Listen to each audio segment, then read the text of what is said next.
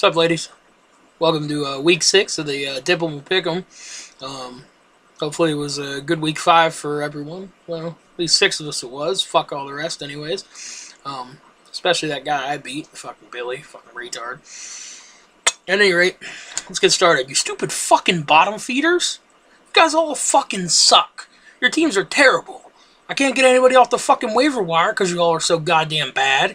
Your record's not nearly as good as mine, so y'all got waiver fucking priority. Your team shouldn't even be on the same goddamn field as mine. Jesus fucking Christ. Fucking terrible. You guys disgust me. You're all disgraces to this fucking game. Alright, moving on. What's first game we're going to pick here? We got Nick Foley and Dynamite at 4-1 versus the No Names at 3-2. ESPN projects Dynamite at 102 and Mike Harold's No Names at 70. We got the lowest projected score here with Mike Harold's 70. The biggest margin of victory, 32 points, projected to be a blowout. It probably fucking will. But, I mean, what can I say? Harold, how the fuck is your team 3-2? It is ridiculous how bad your team is. I cannot believe you have 3 wins already. Fucking ridiculous.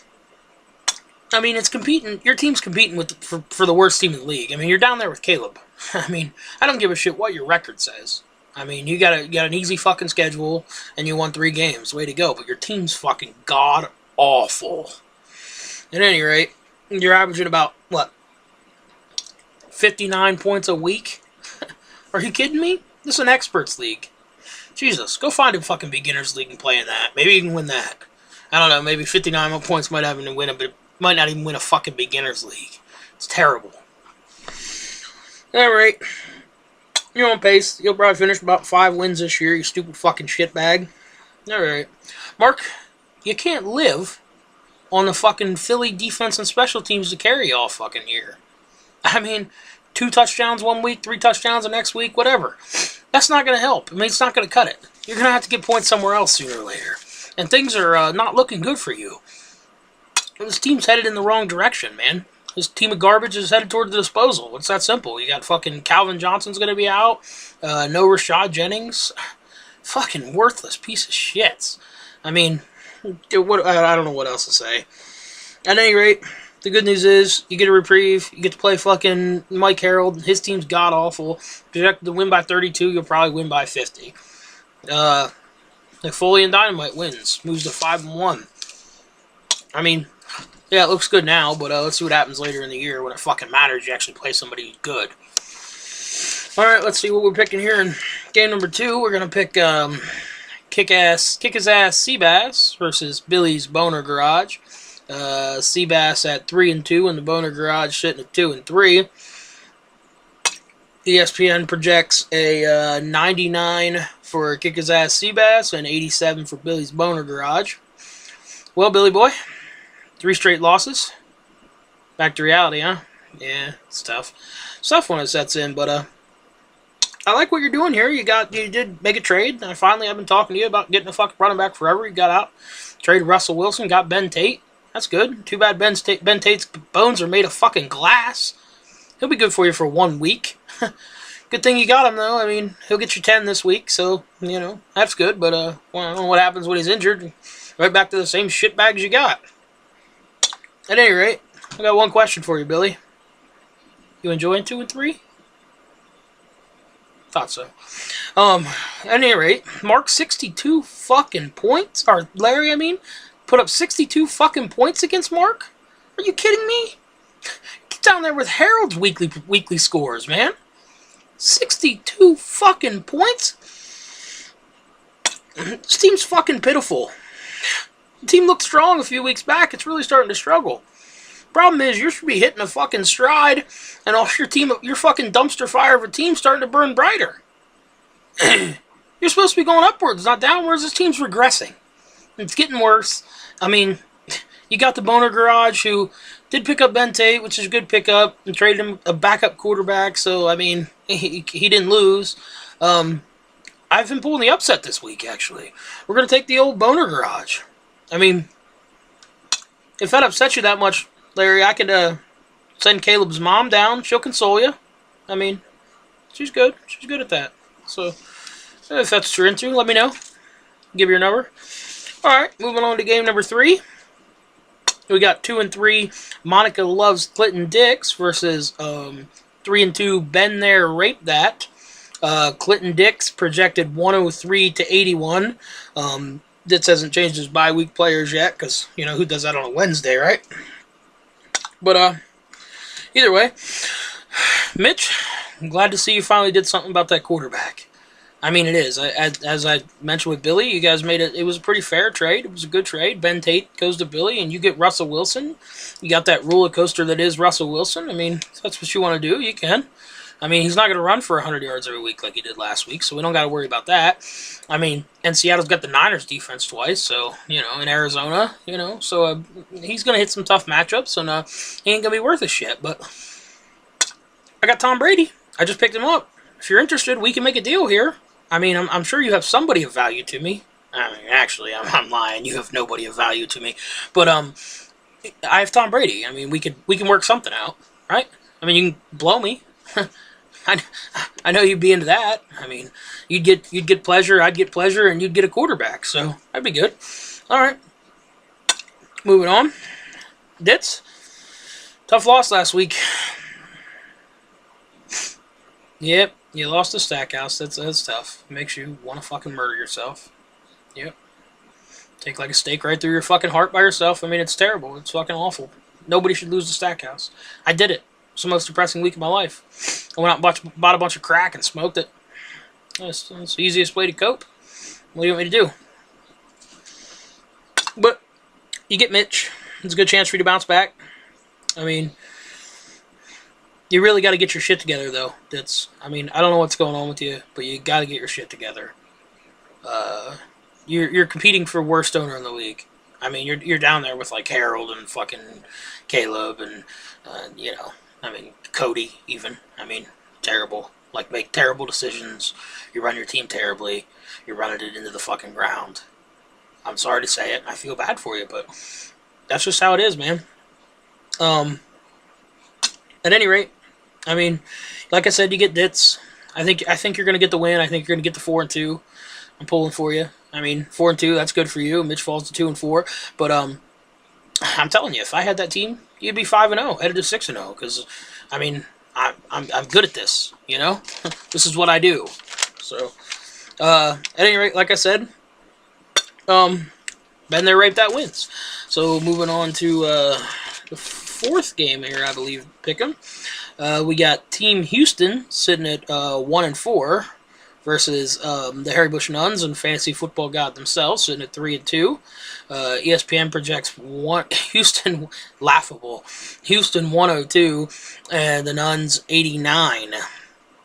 Ridiculous. Yeah, I mean, yeah, I'm running out fucking Ronnie Hillman and Andre Ellington at running back, but who needs them? I mean, you caught me at a vulnerable spot, Caleb. You really did.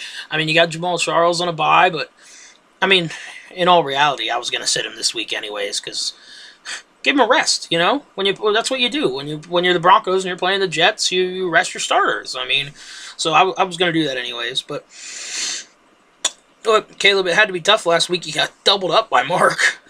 I mean, Jesus Christ, you almost got doubled up. You lost by 70-some points. Or to Lamper, not Mark. Jesus Christ. Fucking idiot. Think about Mark, because he scores points sometimes. Sometimes, but that trend's coming to an end. But that's a whole fucking different story for another time. But at any rate, yeah, you got doubled up by almost doubled up by Lamper. It's good. Either way, oh, shit. Well, speaking of the Peyton Manning and the Jets, we're talking about the Broncos Jets. You do have Peyton Manning. He's going to drop 40 on me, right? Easily prediction. He drops 40, you know. And then the rest of your team drops 20, so you're right about your average, 60 points. And I mean, I might only score 61 this week, but it's enough to beat you, so that's all that really fucking matters, doesn't it, you dumb fuck? But, yeah, so, that's all I got. Obviously, the Harry Bush Nuns win, and, oh, yeah, and tell your mom she left her panties at my house. I'll give them to Larry to give back to her. But either way, the Nuns win. Moving on here. The 5th game here, we got 3-2 Team Lamper versus 1-4 Straight Outta Tomlin. ESPN projects Team Lamper at 111 and Straight Outta Tomlin at 98. Obviously features the highest score of the week, Team Lamper at 111. Well, holy fuck, though. Talk about an over-projection. I mean, Lamper, your whole team is over-projected. Arian Foster, 17. I'll take the under. Lamar Miller, 13. I'll take the under. I mean, it's ridiculous. Larry Donnell, 11. I'll take the under. Again. I mean, you got Matt Ryan. He's playing Chicago's defense. Should be a shootout. He'll probably get, he's a little under-projected. He's only projected at 20. Probably gets 25 for you. But, and way to vulture Andre Williams, you fucking shitbag. If you were any fucking good, how you even got him is beyond me. I don't know where the fuck the waiver claims are. Guys, Jesus fucking Christ, wake the fuck up. Like, he was 6th in the waiver order, gets Andre Williams. It's fucking ridiculous. No fucking reason for that. At any rate, you got him. He's going to sit on your bench and rot like the rest of your fucking shitbags. But, either way, whatever. You got Brad this week. It's going to be tough. Pure disappointment for you so far, though, huh, Bradley? 1-4.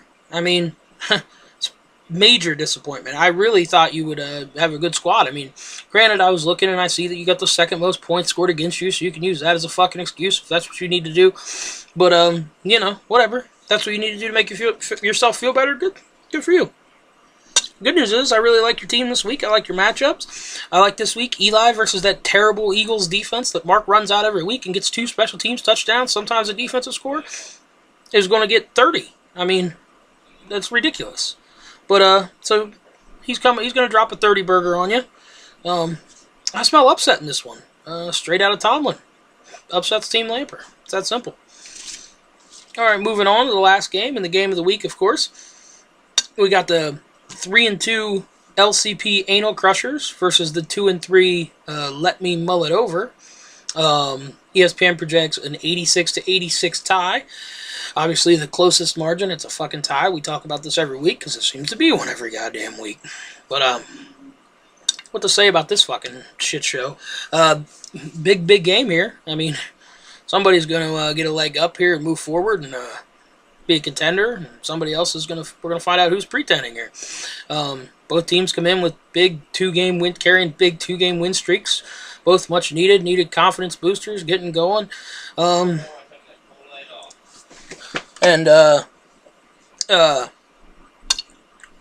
Cody, the good news is, Dallas plays a tough Seattle defense, and so Romo and Murray, they're going to have... They're both very over-projected. I believe they're projected for 37 combined. They'll probably get about 20, so, going to be tough for Stackhouse to win because they've been carrying the Anal Crushers all fucking year. But I feel like this game is truly a race to 60. First 1 to 60 wins here. It's that simple. What the fuck am I thinking? This is the game of the week? These two fucking teams? I didn't think these guys would win a fucking game this year. Either of these two fucking teams. I mean, I thought the only game one of them would win is when they played each other. It's fucking ridiculous. I don't know what the hell I'm thinking. Fucking done. This is stupid. Both teams blow. Nobody cares who fucking wins. But since I have to pick it, and I made it the game of the week, I'm going to go with Let Me Mull It Over. Pushes it to 3-game. A 3-game win streak, and he's back in the hunt at 3-3. And that sits the Anal Crushers at 3-3. And that'll do it for this week's Diploman Pick'em. Thank you for tuning in, and go fuck yourselves. This is a Fantasy Football God signing off.